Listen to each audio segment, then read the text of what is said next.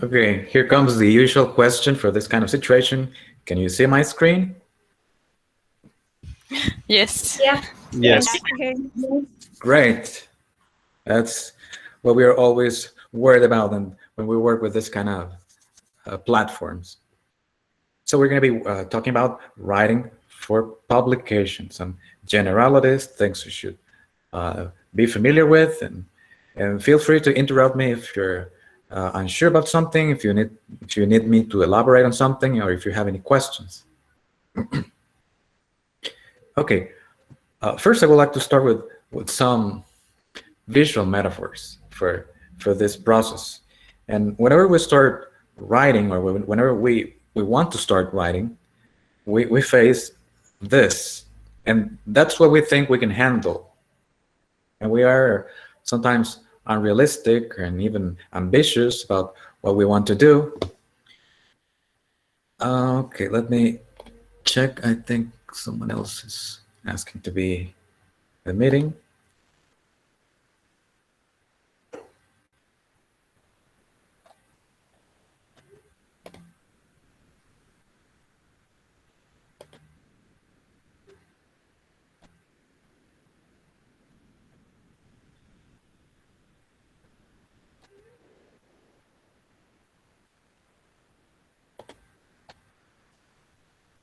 Okay, so why do you think I have this picture? Why do I imply that that's what we think we can handle when we want to write?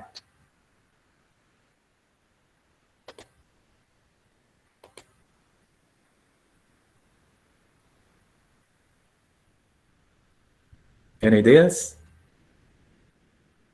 Well, to be honest, I don't have any idea. I know that one way to organize our ideas is the brainstorm, but I know brainstorm, I mean, but besides that, I don't have any idea. Sorry.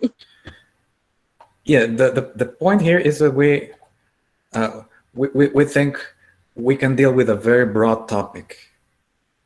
So and this usually happens, for example, in a research course, and then students say, okay, I want to do research into English grammar, and that precisely is an ocean of topics.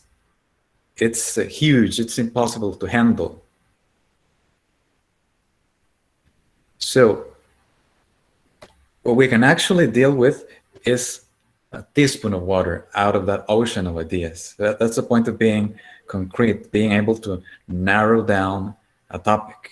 That's why I like to start with visual metaphors, because we think we can deal with lots of information, but it turns out it's not feasible. So the more concrete our topic, the easier it is going to be for us to deal with it and to write about it.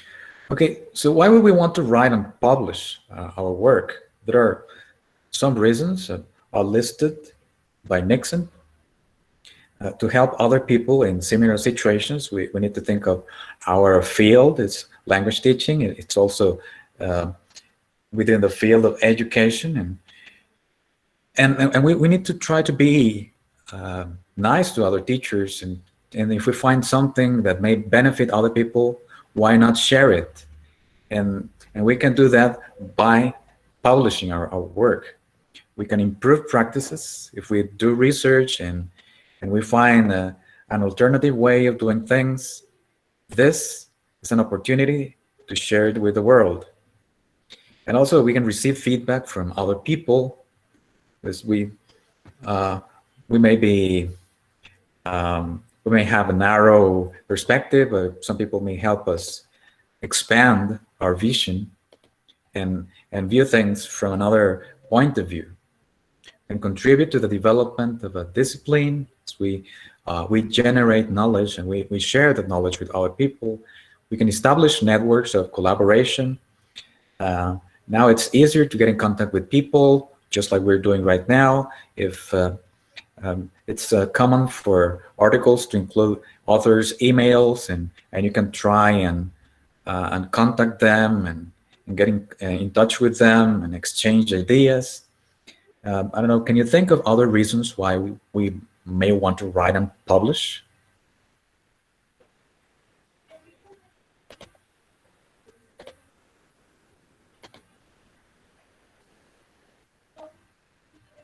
Maybe it could be to innovate, like let's say to share our ideas, because despite the fact that there are similar ideas from other researchers, uh, we might share a new point of view, let's say.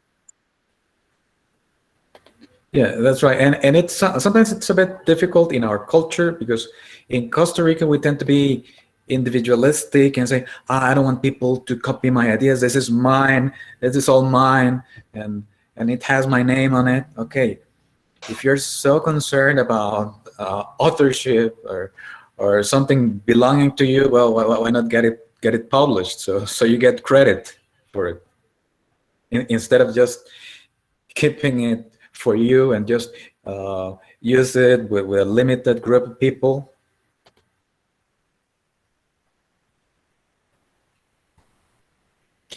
But writing is not without problems, and I imagine most of us have faced one or all of these problems when we have tried to write. Because probably now we're lacking the time. We're overworked. We have to innovate. We have to adapt to this new way of working, and we have to teach online and study online.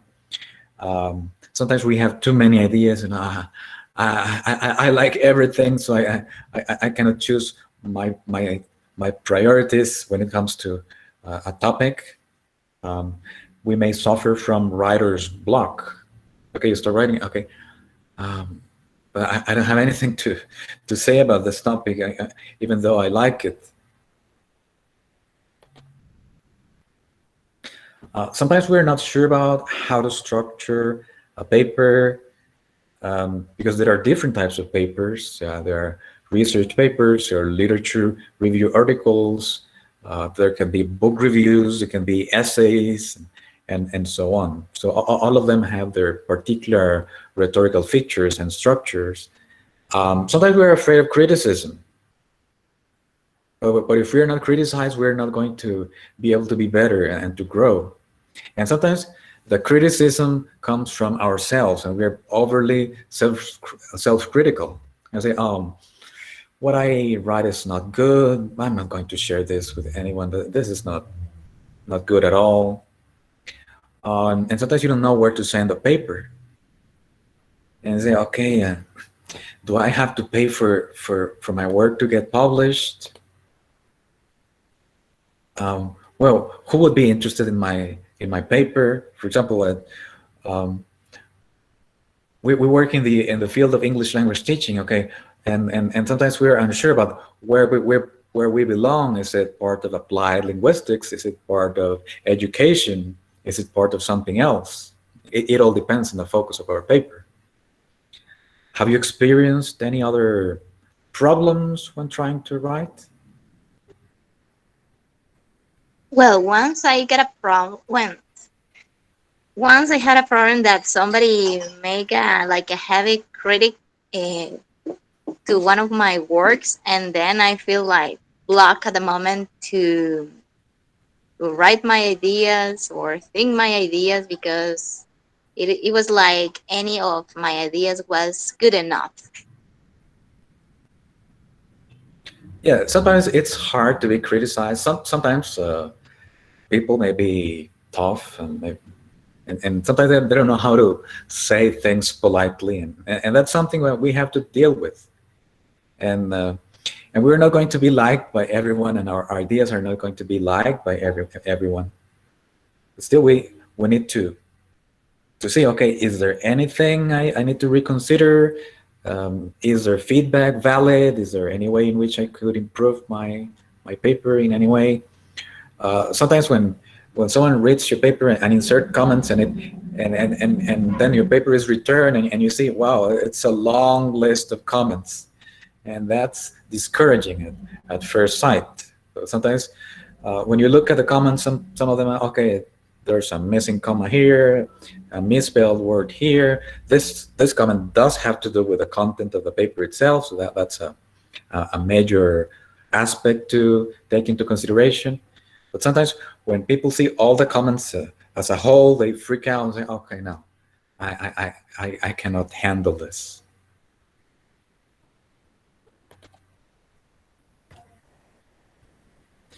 Okay, so what can we take into account before writing?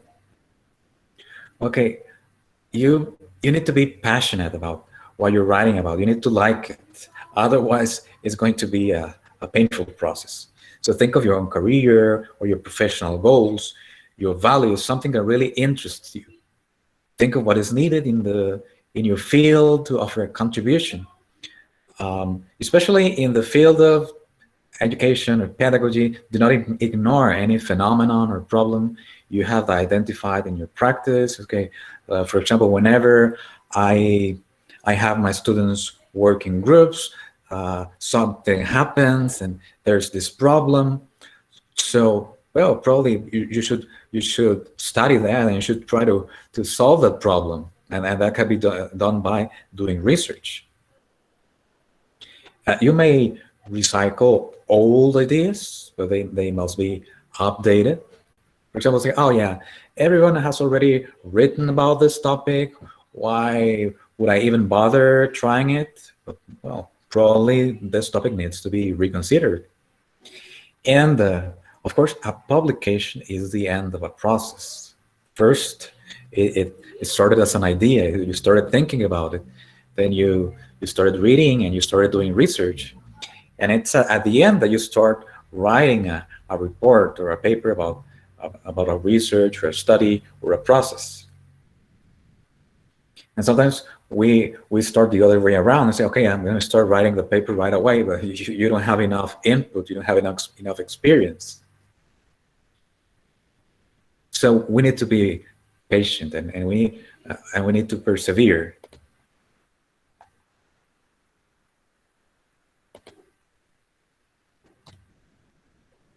Okay, so what do good writers do? Because no one writes a bestseller overnight. Sometimes you say, oh wow, this person has over 400 papers and books, and oh, he must be a god or something. No, good writers develop consistent writing habits.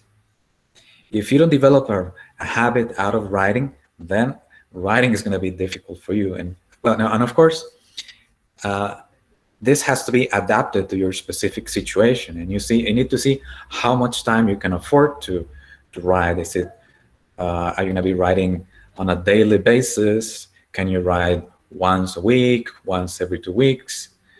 The point here is trying to be consistent and to do it regularly. Because if, for example, if it's for a course, so you have to turn in a paper, and then the day before you pulled an all-nighter, and then okay, yeah, I'm gonna get this done. Yeah, the result is not going to be good, and sometimes you need to reconsider your own ideas. And for example, when you write, part of the information is on the paper, and the rest is on your mind. And when you read, you make the connection, and everything looks perfect. But then someone else reads your paper and then the problems and the errors emerge. Or even if you let your paper rest for a few days and then you come back and read it and you say, oh wow, did I really write that? That doesn't make any sense. What was I thinking when I wrote that? So writing consistently and revising are also, well, revising is also important. So this needs to be consistent, and sometimes it's going to be difficult because developing a habit takes time.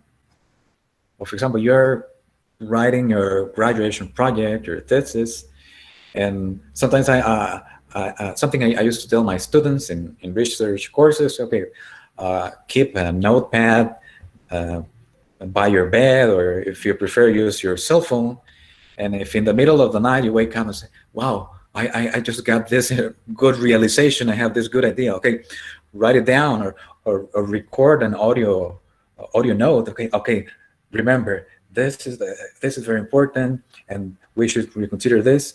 And later you can go back to those ideas, and they can be good input for you to write about. But then consistency is a key issue here.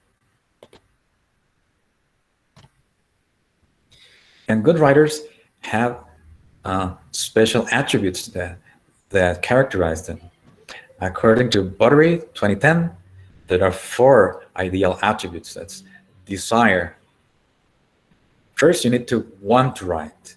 Faith, you need to believe in yourself, even when you receive negative criticism.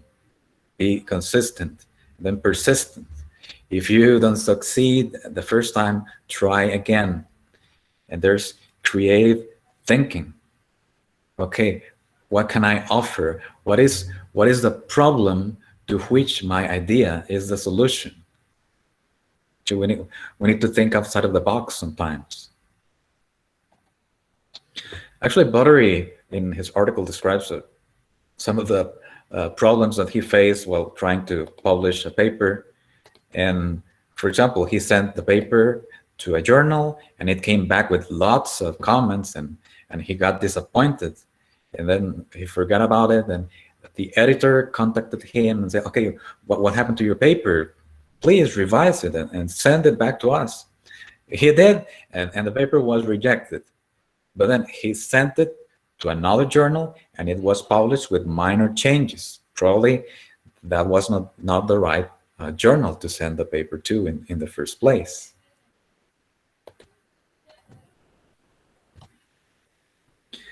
Okay, so how can you start? Then you need to develop a plan. And I have this diagram, and it's just an idea, and it's adapted from Mantilla Villarreal et al. So, well, determine the focus of your topic. That has to do with the ocean versus the teaspoon of water. Okay, try to be concrete, specific, be innovative. Don't write about what has already been said. Try to think outside of the box.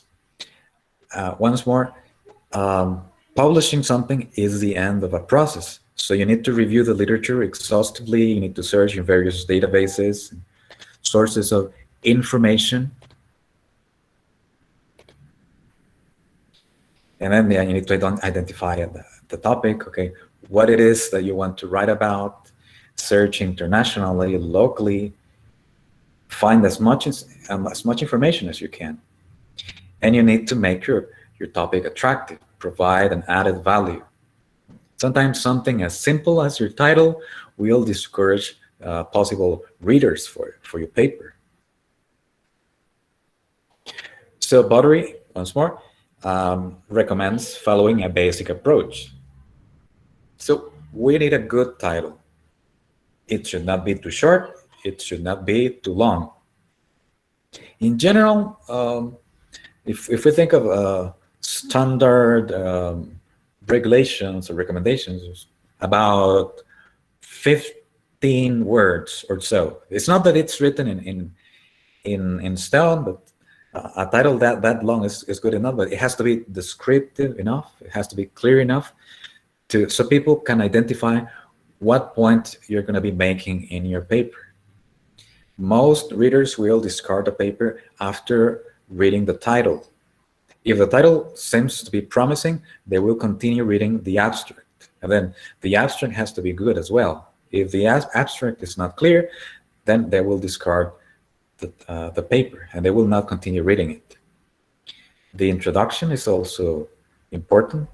You need to be clear about what your topic is about, what is the point you're going to be making. If it's an essay, okay, what is the main argument that you will propose and defend in this paper.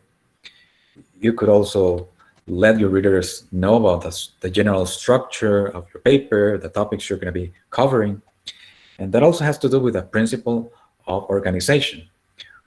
Another reason why papers are disliked or rejected is because they look like a continuous piece of prose and there are no headings, so readers get lost. So try to have a clear structure of headings so people can clearly see the rhetorical structure of your paper. Help them, guide them. We have limited attention spans. So yeah, headings and transitions. How do we move from topic A to topic B? We need something in between. And sometimes we read a paper and it's all fragmented, so it's hard to process. So we need to find a way to provide smooth transitions. So we move from one part to the next one. And then references. You need to be familiar with the format that you have to use. For example, if it's the APA format, the MLA, have Chicago, Vancouver, and, and some others. So you need to be sure that you're using the required format and that you're using it consistently. It's also important that every entry you list on the list of references is cited in the body of the paper, and vice versa. And Villagrand and Harris give 3 secrets for being an author. So secret 1, look professional. What do they mean by that? Okay, make sure your paper is impeccable. Revise it, proofread it, make sure there are no typos, that it is well punctuated, that you're using the right format. Because something as simple as format can be annoying, and sometimes papers are rejected because, okay, yeah, it is, even though it's good, it is full of typos, and although typos may not be that important, people tend to judge people's intelligence because of minor things like that. For example, um, think of pronunciation mistakes. We could be talking to someone who is actually smart, and then say, okay, but there are lots of pronunciation mistakes, and say, okay, and we start judging people because of superficial aspects like those. So we need to make sure uh, that people are not going to use that against us. And how do we also look professional? Okay, look for uh, articles or papers that are similar to the one you want to write, and say, okay, how did the author structure the paper? Look at the system of headings. How does the author deal with transitions? Or if you want to send your paper to a journal, look for some of the latest papers that have been published and say, okay, what do they look like? Is there a way in which I can adjust my paper so it looks like those? That way you will look professional. Then choose your message well.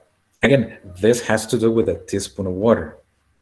So make sure that your topic is concrete enough, that the point you're making is clear enough. Because sometimes you read, especially, I have seen this problem very often, especially in research papers. So you read and say, okay, I have 2 general conclusions. They did some research and they found something, but I don't know what those are. It's not clear. So it needs to be descriptive enough. Actually, they conducted a research study about research papers, and the papers that are quoted most often are those that have the most narrative elements. Especially in very abstract fields, it could be physics, it could be astronomy, and sometimes the discourse in those disciplines is so abstract that it's hard to digest. So when authors include narrative elements and make the content accessible to the reader, then it's really helpful. And even if it's a paper written for a very specific discipline and we have very specific terminology and stuff like that, if the way it is written is not accessible, then chances are people are not going to like it. That's why secret 3 is be in your reader's shoes. So help your readers. Remember, we have limited attention spans, and sometimes papers are extremely long. They are very wordy and redundant. So we need to make sure that every word that we write counts. Okay, then after all that, I say, okay, yeah, I have thoroughly revised my paper. Okay, everything looks good. Everything is in order. Okay, now I need to choose a journal and send my paper. But there is a process that we need to follow and that we need to consider. So here are my tips to Approaching the publication process. Okay, always consider your prospective readership. What does readership means? What does readership mean? Your audience. So that's why I previously gave the example of English language teaching. Where does it belong? Linguistics, applied linguistics, education. It all depends on the focus of your paper. So who would be most interested in reading your paper? So you need to find a good match for your paper. So don't just send your paper to any journal that you found. So make sure that your paper fits within the journal's scope and and topics they cover. Again, do not become obsessed with a journal in particular. For example, you send it to a journal and say, yeah, they really have to publish my work. No, they don't. If your paper does not belong, and it should be sent elsewhere. For example, I am the editor of a journal in education. And for example, a couple of months ago, I got a paper um, about a parasite that attacks dogs. Okay, and the author insisted on sending this paper to the journals, and I told him, okay, please, I need you to understand that we are a journal in education, and your paper has nothing to do with education. Actually, the university has a journal that specializes in veterinary medicine, so your paper should go there. Right, once more, revise, revise, revise. So, for example, you may send your paper, and it gets reviewed, and it's sent back with lots of comments and observations, and then you get disappointed. Many people give up at that time, so you need to make sure that you continue with the process. There are three things that could happen after the review process. One is that your paper is rejected. Another possibility is that it is accepted without any changes, but that rarely happens. The third option is that it is accepted once you make the necessary changes. And sometimes people get disappointed and they give up. For example, I remember the case of a student from a master's program. She sent a paper to the journal and it was revised. And an important piece of advice that was given was to update the literature, because most of the sources that she had were from the 90s. And well, we're in the 21st century. A lot has happened. And then we got no reply from her. Later, I met with her and said, okay, what happened? And say, oh, you told me that my paper was not valid. Really? When did we say that? We told you to update the sources. You're basing your paper on documents from the 90s. We need you to do a little research and see what else has been written about this topic. But in the end, she didn't do anything, and well, that was her choice. And that has to do with the next tip: rid yourself of your own arrogance. Sometimes say, okay, why do I have to change my paper if what I wrote is good, if what I wrote is perfect? Sometimes we're very arrogant and we're not willing to accept criticism coming from other people. Okay, the criticism may not be valid, but we need to be willing to consider other points of view and see, okay, is there any way in which I can improve this? Did I not take into account this other position? Something important here: beware of plagiarism and any other kinds of scientific misconduct. For example, last year I rejected 40 papers because of plagiarism. And it was not just a minor thing. Those were serious cases. This year I have rejected 20 papers because of plagiarism. So that's a major concern when you write. So make sure that you're quoting information and you're giving credit the right way. And even if you do, sometimes you see papers with lots of these big block quotations. Even if they are done the right way, that's not the most pragmatic way or the most appropriate way of dealing with information. So textual citations should be reserved for ideas that cannot be expressed better in different words, for wording that is insuperable. Otherwise, paraphrase the information. And of course, never fabricate any piece of information. And sometimes when papers are rejected because of plagiarism, say, but I didn't do anything wrong. The problem is that ignorance is not an excuse. And if we find something wrong and we have evidence to prove it, the paper will be rejected.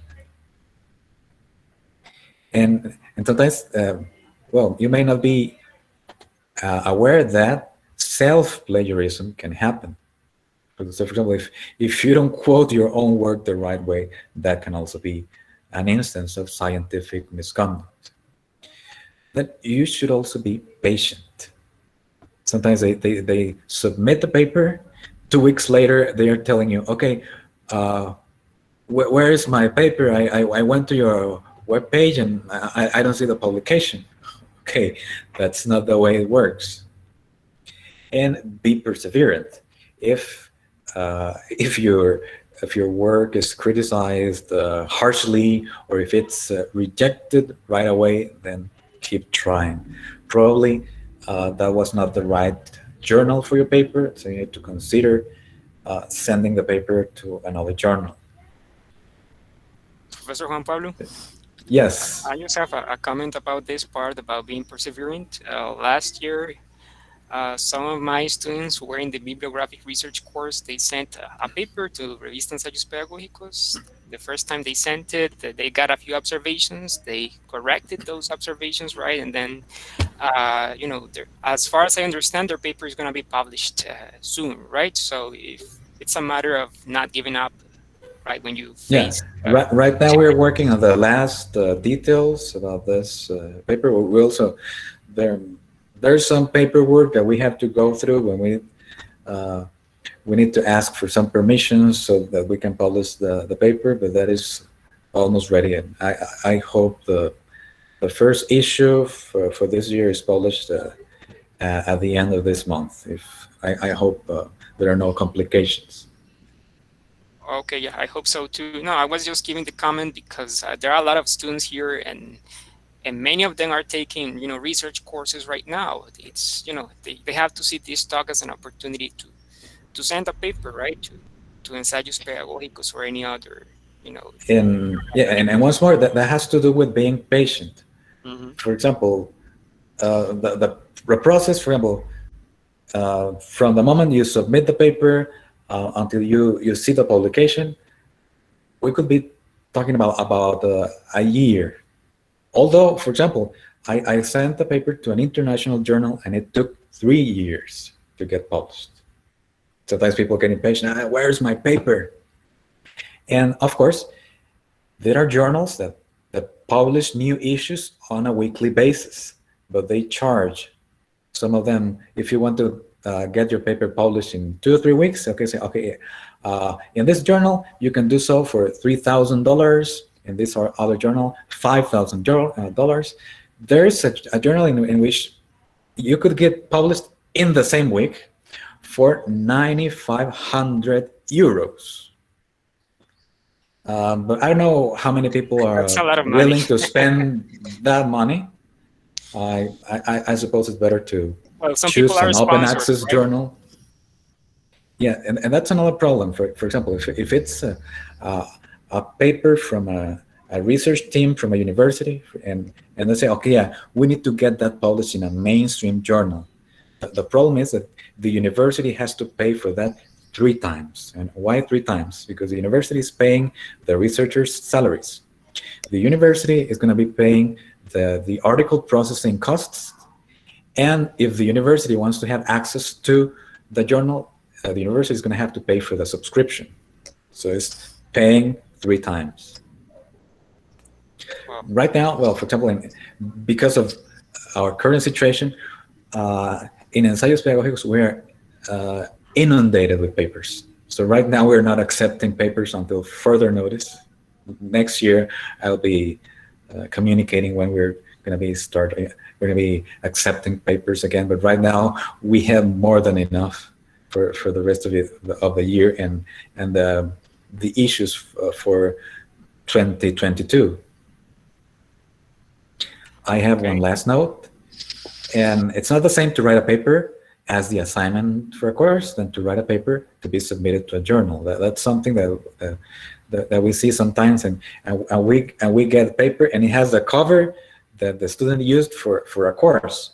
Okay, that was good for a course, but for it to be a publication, it needs to be elevated to the next level. So it met expectations for a course, but that doesn't mean it's gonna meet the expectations of a journal. So we need to keep that in mind. I'll share this presentation with you later on. We have references and all the links are active, so you can retrieve the documents. And I also have this extra resource. It was a book that it was published a couple of weeks ago, Writing and Publishing Scientific Papers. And if you click here and look for the PDF link, you can download the book for free.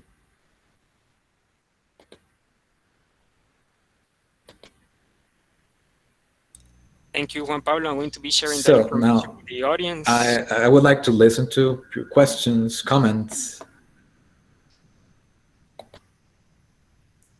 Okay, just a reminder for everyone, remember to sign the attendance, well, to complete it in this case, and let's open the space for questions now.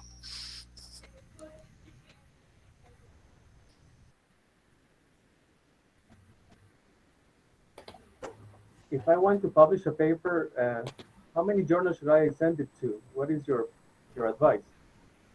Okay, good question.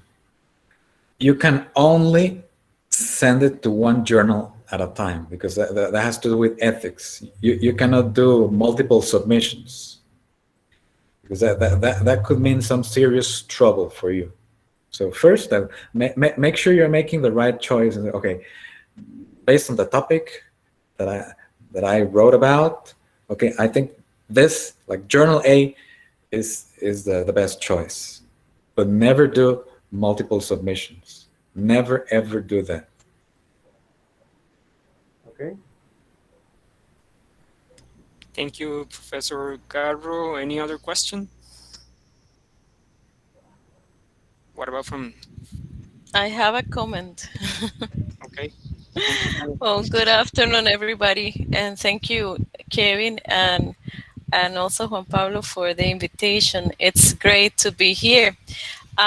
I just have a comment related to ethics that you mentioned before, because I know cases, unfortunately, of professors who work with students in a research course, even at the master's programs, and they supervise they are tutors, or they are just people reading the projects, and they offer the students to participate and polish the details about this product, about the final product that they could accomplish. And it results that the professor wants to be part of the publication, which is not really ethical.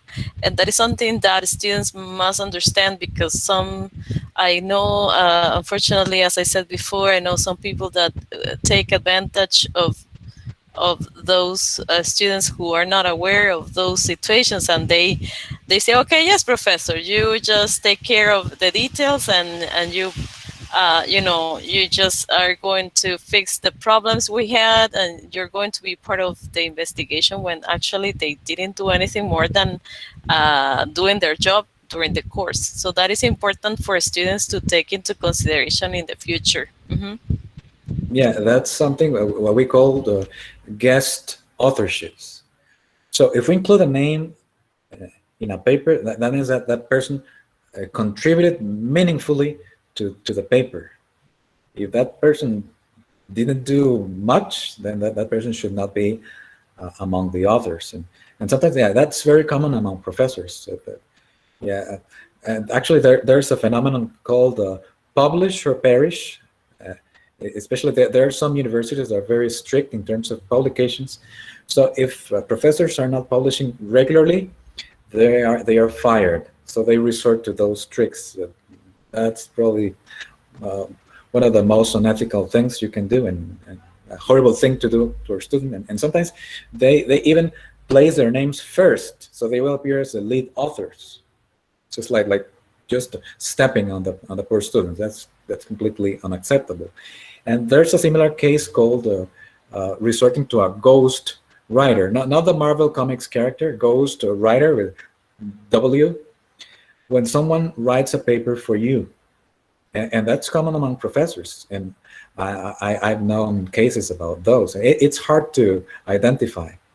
For example, I remember one of my professors who retired years ago, and well, he already got to the top of his career, and he wrote a paper with someone else, and they said, okay, you're already retiring, and why wouldn't you let me have just my name on this paper so I can get all the credit? And I was like, well, oh, what the hell, I'm going to retire, so do what you want.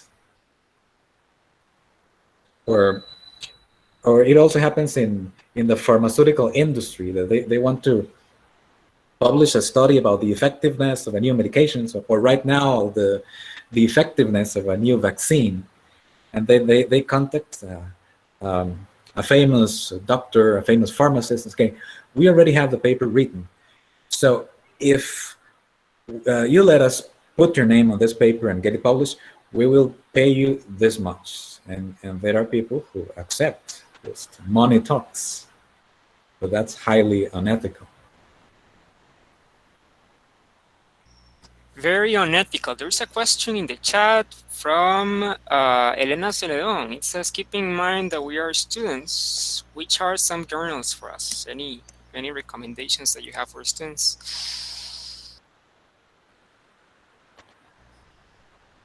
Well, once more, that has to do with the topic of your paper. For example, is it something that belongs to modern languages? Is it education? Is it educational technology? So, for example, all public universities have different journals. For example, Universidad Nacional has two journals that specialize in education. There's Ensayos Pedagógicos and Educare. Educare focuses more on the actual research paper. As our name implies, we focus more on essays and argumentation. At UCR, you have Actualidades Investigativas en Educación. There's Revista Educación, Revista de Lenguas Modernas, Calidad en la Educación. There's Cañina, Revista de Lingüística y Filología. So it all depends on the focus of your paper. At least in Latin America, 99.9% of all journals are open access, so they will not charge you money for submitting your paper. So it all has to do with the topic of your paper, the nature of your paper. Is it an essay? Is it an actual research paper? Is it a literature review article? And see if your paper complies with their guidelines, and if there's anything that you could change so it complies with the guidelines. And of course, you need to be brave, because if you're going to be playing in the big league, you need to be willing to get kicked, because you will be treated like everyone else. So be willing to receive some rough play from the reviewers. Okay, thank you very much. Any other questions? I guess I have one. What are some good topics to write about, trendy topics in the case of English teaching?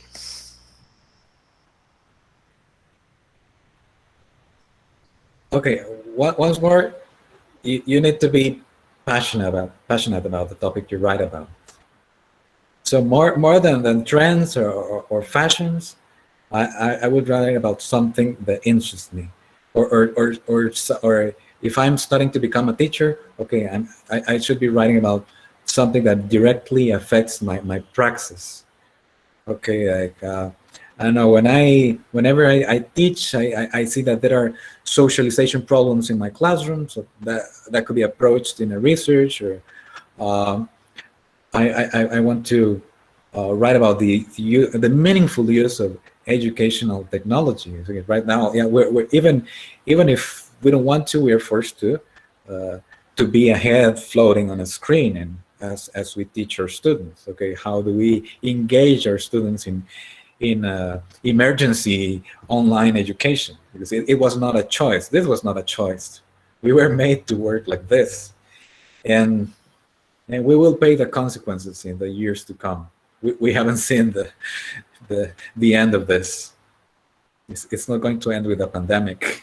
We will see it in the future with the students that will come to the university, and students in high school, in primary school. It's not the same to be in front of a screen that to teach face to face.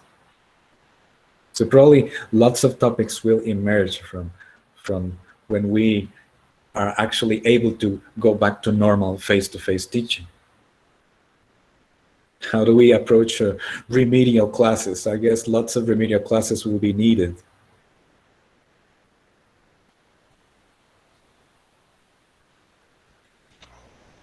Thank you, Juan Pablo. Any other questions? Diego has another. Yeah, I was thinking about the format because, well, when students have to write, we ask them to use APA, but I know that, well, depending on the journal, they ask you to do different things, right? You need to follow APA and some other things that are specific to the journal where you want to publish. Yeah, in general, because we're within the humanities, most journals that we may submit papers to would follow the APA format. There may be just a few of them that they use Chicago, for example, or if it's like modern languages, they would probably use the MLA format. Sometimes a journal may accept more than one format, as long as you follow it consistently.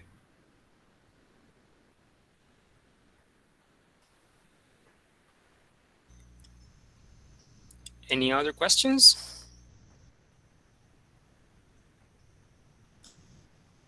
Okay, I have a question for everyone. Who is interested in publishing? I know there are some people working on some pieces of research already, so who is interested in publishing? Maybe you can raise your hand. And Uh, well, in my case, I was thinking about it, but I don't know. Due to the semester that we're having right now, because of the teaching practical and all of that, we don't have the time to write a whole paper, right? You know, it is a process. Uh, what would you say, like, how much time should we take to you know to develop this, like taking into account that the semester coming and the one that we are in right now? Yeah, I'm not a believer in recipes. So the point, as I mentioned before, is being consistent. So see how much time you can afford on a regular basis. Can you write daily? Can you write every 2 days? Can you write on a weekly basis? And you say, okay, if you start writing a little every now and then, you will say, okay, you will eventually have a complete paper. Of course, if it's a research paper, that will be a different story because you probably have a specific time frame for developing or conducting the study. But if it's a literature review article, if it's an essay or some other kind of paper, consistency will be the key. Try to uh, not to abandon the idea. Mm-hmm. actually, I have a comment for Christopher. You already have something to start with, right? The paper you're writing in your bibliographic research course. As he said, it's what you publish is not the paper for a course. You need to polish it a lot more, but you already have something to start with. So it's not that you start from scratch, right? You should consider that as well. And Okay.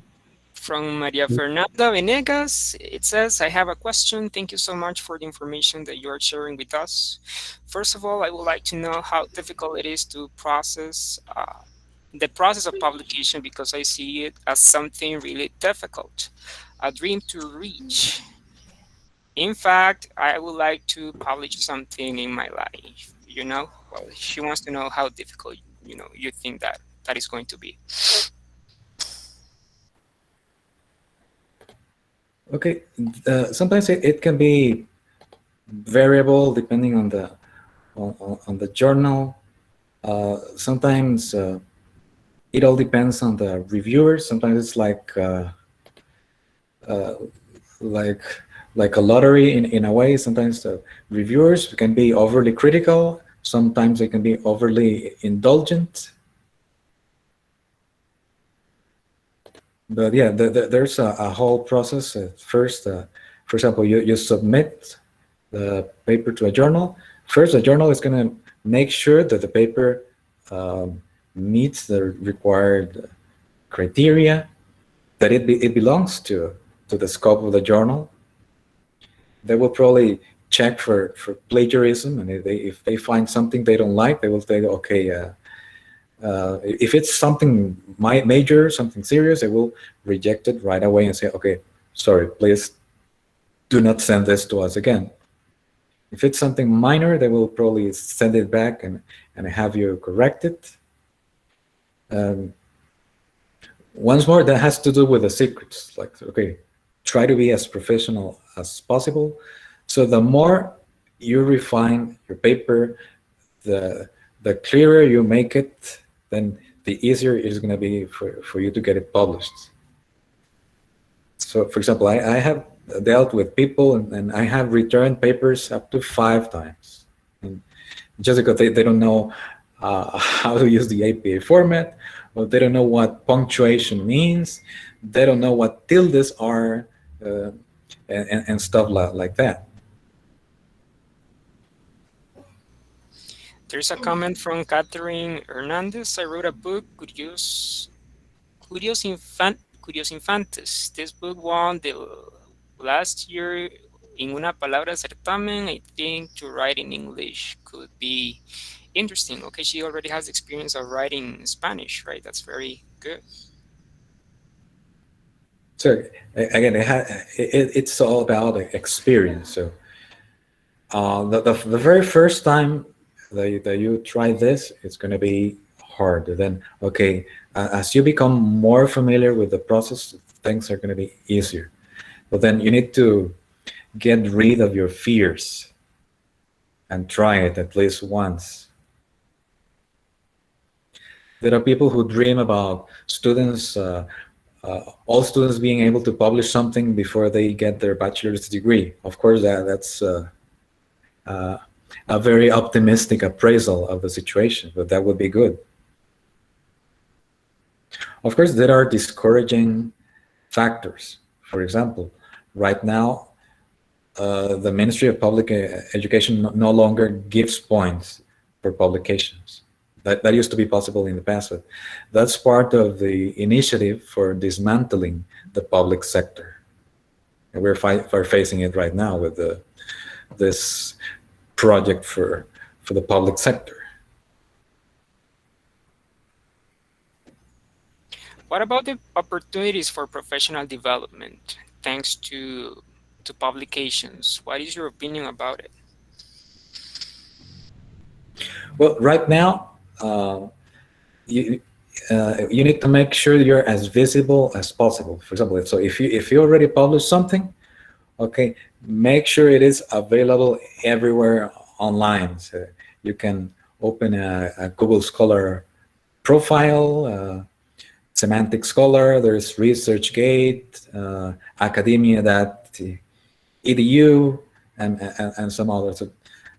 And you can also have an ORCID profile and your own page with your information. So the more you expose your work, the uh, the more chances you will have of being quoted or being contacted by other people. I I have been contacted by a few people because of doing that. That's like trying to make my paper available everywhere. Even I was even I found something unusual and actually motivating for me. I have a profile on Scholar Google, and I found Rebecca Oxford quoted me. I said, "Wow, I'm not worthy." Those were my 15 characters of fame, Great. but at least I got quoted by her, Sure. and that was because I made sure my papers are available everywhere. For example, I have a profile on ResearchGate and academia, and I constantly get emails. Okay, yeah, two people read your paper. You got a new reader from Spain. You got a new reader from Saudi Arabia. I say, wow, this thing really works. And if you have something to share with other teachers, make it visible. So don't just rely on the journal's website. So use repositories, social networks, academic social networks.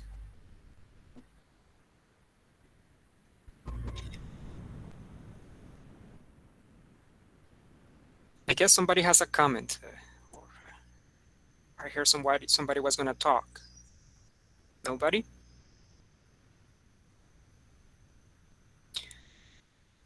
Okay, Juan Pablo, thank you so very much for this opportunity. I guess we all uh, appreciate it, and something that I really value is that, this is a Costa Rican, right, editor in a Costa Rican journal. So it's in Costa Rica, we believe that that knowledge is for free, right? It's a journal that is for free. You simply send what you want to send, your work, your research, and they are going to publish it for free, right? I guess that's something worth mentioning that we haven't mentioned up to this moment, right? So I just Yeah, feel actually, thank you. all Latin American journals will publish your work for free. So you just need to be willing to try. And if you don't succeed the first time, try again. Because sometimes when we read books or the chapters for the courses that we take at the university, sometimes it seems that we're only consumers of knowledge because we live in a banana republic, but we can also generate knowledge locally and share it with the rest of the globe.